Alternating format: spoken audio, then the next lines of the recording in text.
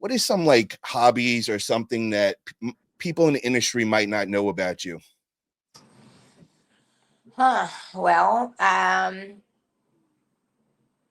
don't know. I mean, like I said, I honestly I love to cook.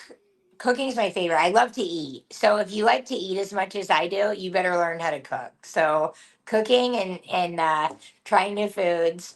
I love to travel. And being a mom, like honestly, that's my main focus in life is my son. The company I actually have created, I'm building for him to take over.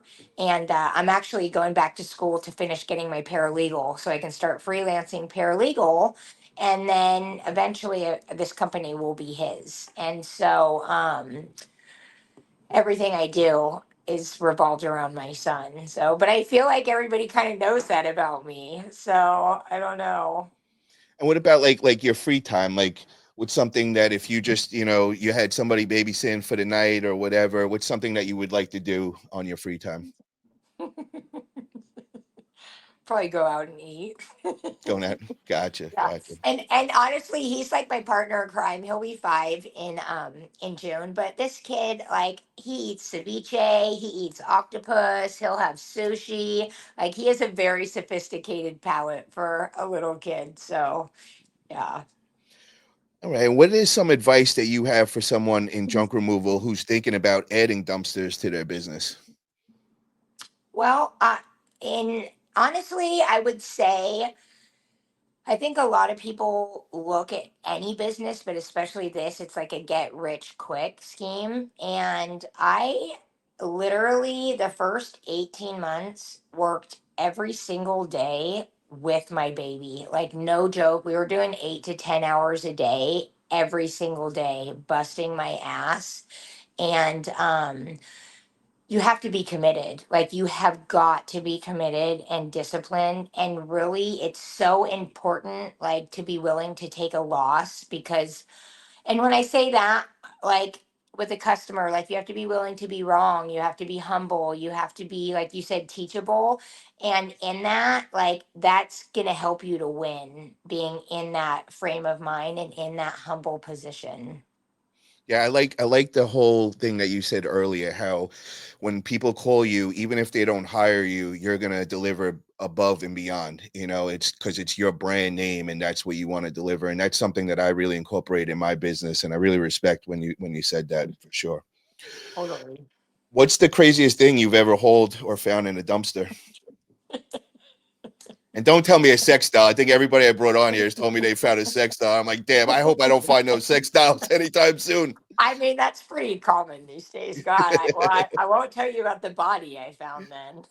Oh my God. Forget about it. Yeah, yeah. I mean, it's just crazy. I mean, so much. But honestly, I would say when we did that encampment cleanup, I mean, there were some pretty crazy setups over there. And so, and just doing hazardous waste removal. I mean, you find some pretty crazy stuff, but I found like a clock I removed and and I kept it just because my son likes clocks. We looked it up. It was $12,000. Like, and somebody was just throwing it away Wait, because they what didn't. what what was it? It was a clock. It was worth $12,000, and I Oh, kept it just because my son likes clocks. Like I didn't even think anything of it. I thought you were saying croc at first. I thought you felt like a crocodile at first. I'm like, wait, what? You gotta remember my other place is in Florida, so I had to remember. I'm like, wait, where am I right now? Am I in Yeah, California or in Florida? Because in yeah, Florida, that would be normal to find a yeah. It'd croc be over no big there. deal. Yeah. All right. And what's your go-to song or podcast while you're out on a job? I listen to a ton of different music. It's very eclectic. I could do gangster rap and then worship and then country. So there's not really anything like set in stone. I heard of a new podcast and it's called Girls Gone Bible. So I heard it's pretty cool and so I might start listening to that. But honestly, I got my phone going, like people are calling. I'm networking and talking to customers. So I don't really listen to a lot when I'm driving, but yeah. You failed. I was hoping you were going to say the Forget About It podcast. I'm never coming back on the show again. Yep, you kicked off. That's it. Yeah, You messed up never on get that one. invited. No Limit Holland says, question, how many trailers do you operate and how do you store them? So I have two trailers, 10 dumpsters, and I have an industrial yard in Santa Rosa. I'm glad that you said that because that was one of the questions that I forgot to ask. So, how is that up in Santa Rosa? Are they reasonably priced over there? Because I've looked around like anywhere around like Petaluma, and it is just insane the prices that they're asking for yards. Yeah, and it is pretty insane. And but I got a killer deal, and I have 24-hour access, and they have cameras, they monitor it. So honestly, I feel really blessed at the opportunity I landed. And the more I grow, because when I started, I only had one trailer and three dumpsters and one little truck. And now I've tripled everything, so to speak. And so as I've grown, they've grown with me, and they're really accommodating. Because yeah, I was looking at yards, and it was like 2 grand, 2,500, 3,000. It's like I'm not spending that, you know. Have you ever thought of trying to find one where you could rent it and then pay it off over time and actually purchase in a yard?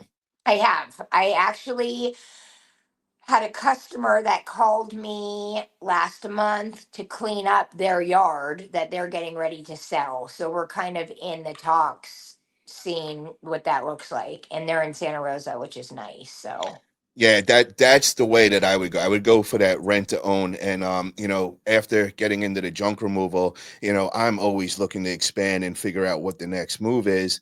And that was what I thought that shot into my head was, let's go look to buy a yard, and that's a great investment because now I could sell that with the business. And yeah, now by doing that, because I don't see it making sense if I just had the junk removal business, but then that's when I expand and bring out the dumpster rentals as well. So not only do you have two separate businesses that you could break up and sell them as individual, but now you actually have the property that you own that you could be sold with it, which I think that is, that's the way to go. And then eventually down the line, if you want to go sell those businesses, you could sell the businesses and then you could rent them, the spot and still be making money off of the real estate then. So that totally. might be, yeah, that might be something to think about. But that definitely is Yeah. something in my mind for sure, 100%. Because for to pay that much a month, just to rent a yard, that would drive me crazy. Oh, You just yeah. Well, yeah, I was blessed. So I probably pay, I definitely pay under $1,000. So oh my God, Maron. I think that's one probably. of the benefits of being a lady in this, because I don't think I might have to go put a wig on and go out there trying to find a yard. That's not fair. That same yard would cost me probably like $4,000 or $5,000. Wow, that's pretty cool. But and then again, it's really great because I've really like built good connections even at the yard, like with people that are there. There's a master mechanic there. They have a body shop. So it's like, and I kind of like, that's another great thing about being in this industry is bartering services. So Facts. I get rid of their stuff for them. Then I get free mechanic work done. I get free body work done.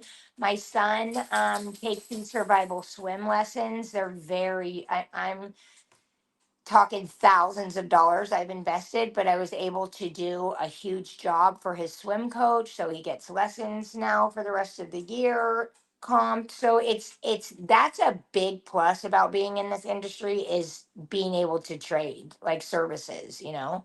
That's 100%. And today I actually put that into play. And it just like where I'm renting my yard is it's a mechanic place. And I went up to the guy because I remember when I first got it, he had a washer and dryer he had to get rid of. So I went up to him today and I was like, I'll get rid of the washer and dryer for you. Would you mind just doing my services, like changing the oil, getting all the fluids on my truck? And he's like, oh, 100%. We could do that all the time. So Totally.